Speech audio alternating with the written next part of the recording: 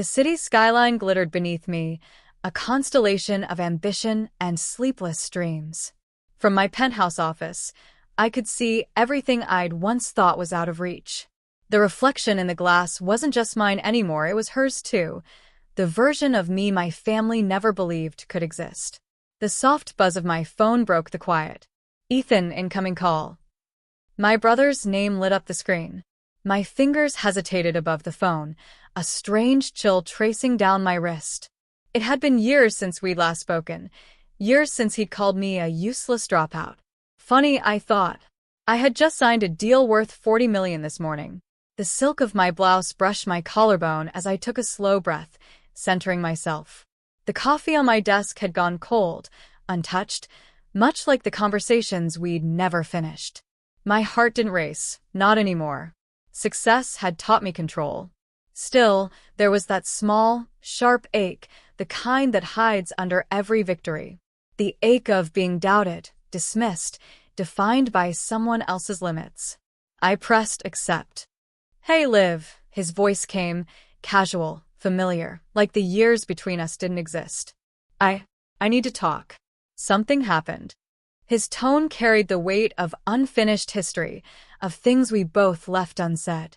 I stared out the window again, at the empire I'd built from ashes, and realized this call would change everything.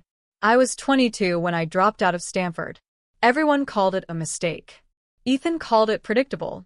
You never finish anything, Liv, he'd said, leaning against the kitchen counter, arms folded like a judge who'd already written the verdict. You chase ideas like fairy dust. You're not built for real work. His words hit harder than he realized. Because I had been trying. I'd been coding until dawn, chasing a dream no one else could see, a software idea that could change the way small businesses manage data. But all he saw was the sister who quit her degree. The disappointment in our father's eyes. The silence from our mother, who'd stopped defending me months ago. That night, I packed my things. Just 2 suitcases, my old laptop, and a pendant that used to belong to my grandmother, a small silver circle with the word begin engraved at the back. She'd given it to me when I was 16, whispering, "Every ending you fear is just a place to begin again." I remember standing at the bus station in the rain, my sneakers soaked, my throat tight with the taste of goodbye. Ethan's voice echoed in my head, useless dropout. It burned. Not because it was cruel, but because a part of me believed him. But as the bus pulled away, I made myself a promise. I wouldn't prove him wrong just to win. I'd prove myself right, because I knew I was meant for more than their approval. The next months were brutal. I crashed on a friend's couch in San Jose, teaching myself everything the textbooks never did. Java, Python, UX design. I freelanced for scraps, living on caffeine and hope. Some nights, I'd hold that pendant and whisper, "Begin again," like a prayer. Every rejection email stung like another reminder of his words. But with each one, I felt something change, the pain turning into resolve. When I finally registered my first company, just me, my laptop, and $73 in my bank account, I named it Begin Technologies. It wasn't success yet, but it was the start of everything that would come. The early days of Begin Technologies felt less like a company and more like a battle. My office was the corner of a co-working cafe that smelled like burnt espresso and second chances. I worked 16-hour days, my hair always in a messy bun, fingers blistered from typing, eyelids heavy from lack of sleep. Money was tight. Rent was tighter. There were nights I'd sit cross-legged on my mattress, laptop on my knees, ramen cup on the floor, and whisper, "Just one more line of code, Liv. Just one more day." Then came Ava Parker, a name I'll never forget. She was a tech investor, sharp as glass, but warm like sunlight. She'd stopped by the cafe one morning when I was pitching my prototype to a half-interested startup accelerator. After everyone left, she walked up to me and said, "You've got fire in your eyes, kid. Most people burn out. You'll burn through." Ava became my mentor. She didn't sugarcoat a thing. When I complained about exhaustion, she'd remind me, "No one builds empires on full nights of sleep, Olivia. Build first. Rest later." With her guidance, I learned to negotiate contracts, refine my pitch, and protect my ideas. She introduced me to people who didn't care that I was a college dropout, only that I could deliver results. My first client was a small logistics company from Austin. The payment barely covered bills, but it was my first yes. I celebrated alone. Cheap champagne and Spotify's Boss Girl Energy playlist. I remember thinking, so this is what independence tastes like: bitter, bubbly, and absolutely worth it. Soon more yes followed. A healthcare startup, a boutique retailer, a regional airline. One by one they came, and with every new deal, the voice that once called me useless grew quieter in my head. But I didn't post about it. Not once. No flashy LinkedIn updates. No CEO in my bio. I wanted peace, not applause. And maybe I wasn't ready to face them yet. Years passed quietly. Begin Technologies grew from a one-woman show into a team of 50, then 100, then global. I moved from that cramped cafe corner to a glass-walled headquarters overlooking San Francisco Bay. And still no one in my family knew. When they called, I kept conversations short, vague. Yeah, I'm working in tech. Things are going okay. They never asked for more, and I never offered. Until last month, when Forbes called. They wanted to feature Begin Technologies as one of the fastest-growing female-led startups in the US. The cover line read, "Olivia Reed, the dropout who rewired Silicon Valley." I stared at the proof copy for a long time, not out of pride, but disbelief. The girl who once begged her brother to believe in her was now running a $465 million empire. But success is strange. It doesn't erase old wounds. It just makes the silence around them louder.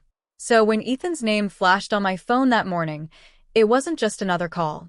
It was the past finally catching up to me. The day Ethan arrived, the city was wrapped in sunlight, the kind of clear, golden morning that made everything look cleaner than it really was. He stood in the lobby of Begin Technologies, hands buried in his pockets, looking wildly out of place among the glass, steel, and polished marble. His eyes darted to the company logo behind reception, a minimalist silver circle with one word: Begin. He didn't know that symbol came from Grandma's pendant. He didn't know it was mine.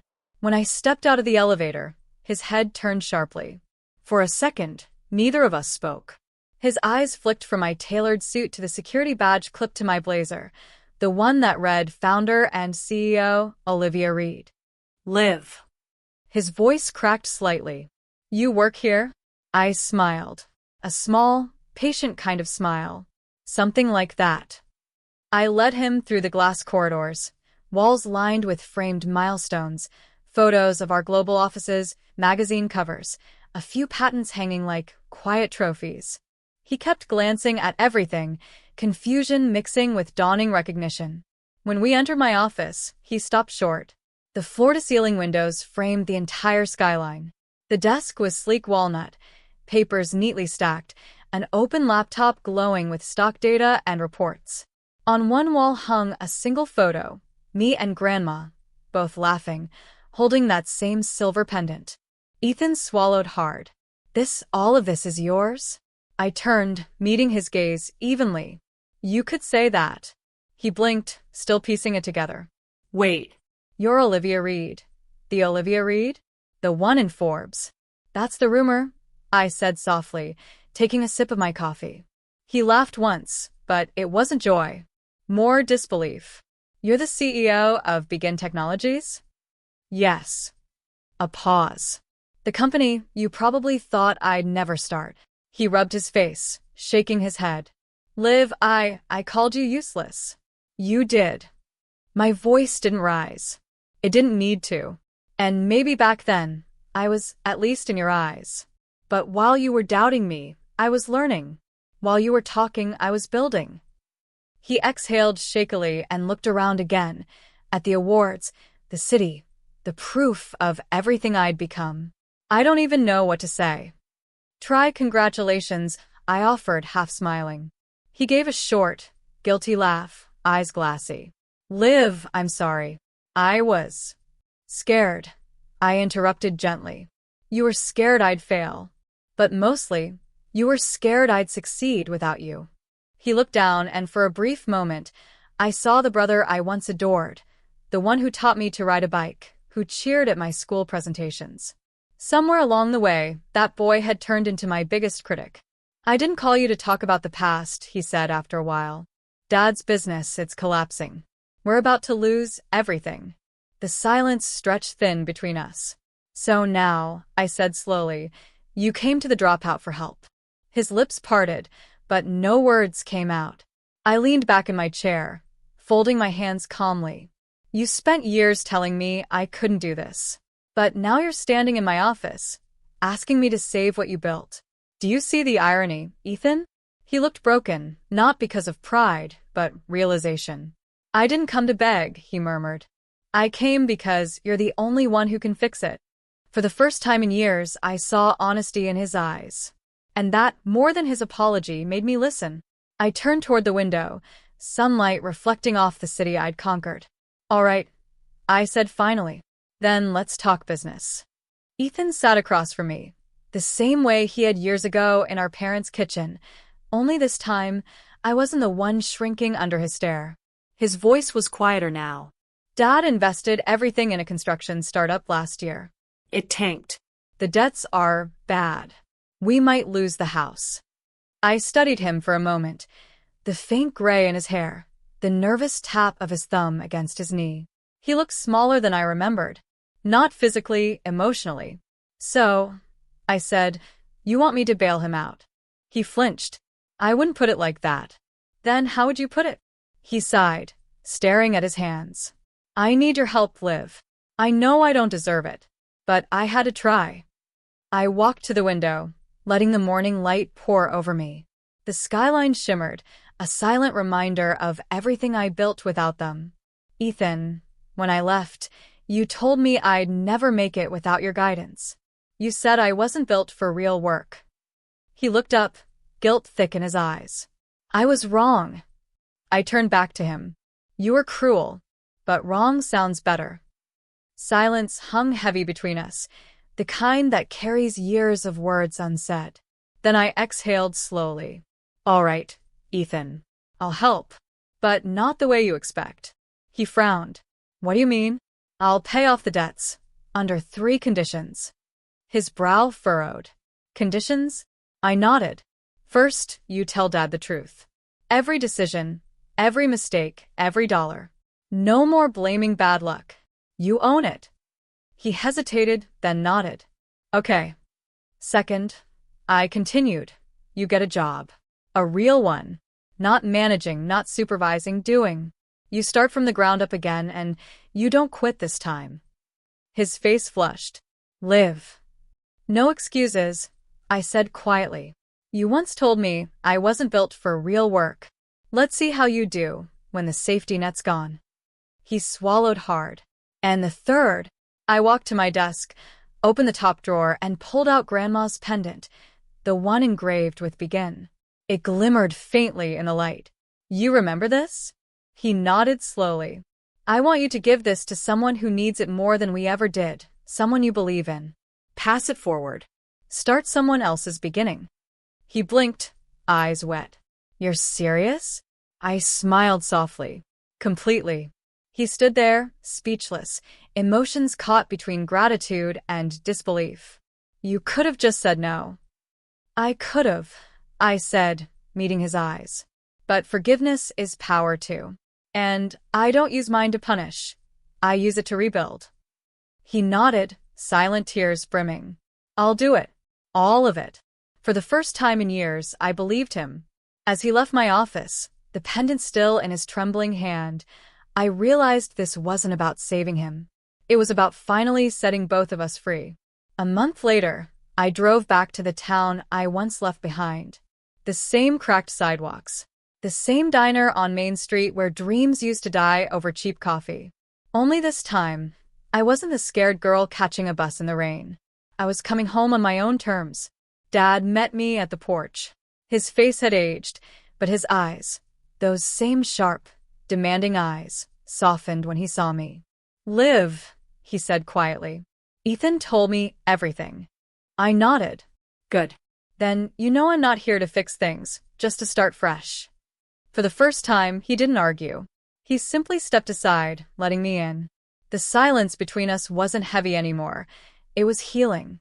Ethan arrived a few minutes later. Jeans, work boots, calloused hands. He'd kept his promise. Found a job at a small tech repair shop, learning from the ground up. There was dirt under his nails, but peace in his voice. He smiled awkwardly. "Hey, CEO." I laughed. "Hey, construction guy."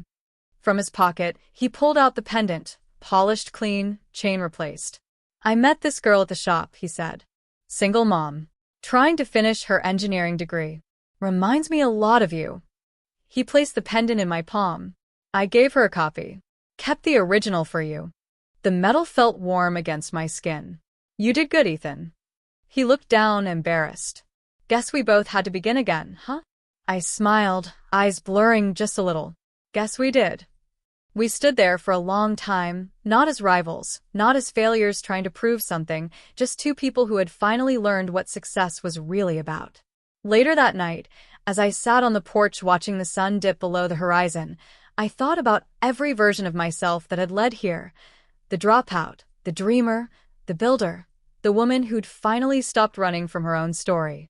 The world might have seen a billionaire, but I knew the truth. I wasn't built by luck, or numbers, or fame. I was built by every moment I refused to give up when someone said I couldn't. The pendant caught the last of the sunset, gleaming like a small, quiet promise. And as the wind brushed against my hair, I whispered the same word that started it all. Begin.